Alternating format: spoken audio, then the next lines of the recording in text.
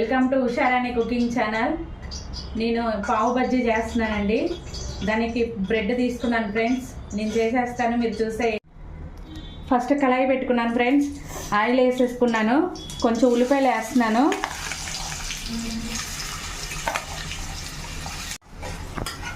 ఇక పచ్చిమిరకాయలను ఉల్లిపాయలు ఇలా వేసుకున్నాను ఫ్రెండ్స్. వేపుకుంటున్నాను. 4 టమాటాలు తీసుకున్నానండి. ఇవి మిక్సీ పట్టుకున్నాను. 2 పచ్చిమిరకాయలు వేసి చూసేయండి. ఇప్పుడు దాంట్లో వేస్తున్నాను పేస్ట్. చిటికెడు పసుపు వేసుకోండి, 1/2 స్పూన్ సాల్ట్ వేసుకోండి, 1/2 స్పూన్ కారం వేసుకోండి. 1 నిమ్మకాయ తీసుకొని రసం తీసుకున్నానండి. ఇప్పుడు కర్రీలో పోసేస్తున్నాను నిమ్మరసం. ఇప్పుడు అయిపోయిందండి. లాస్ట్లో కొత్తిమీర వేసుకోవాలా. కొత్తిమీర వేసుకొని కలుపుకొని దింపుకోవటమేనండి. కర్రీ రెడీ అయిపోయిందండి. టమాటా కర్రీ. స్టవ్ కట్టేసుకోవటమే అండి. నెయ్యి వేసుకున్నాను.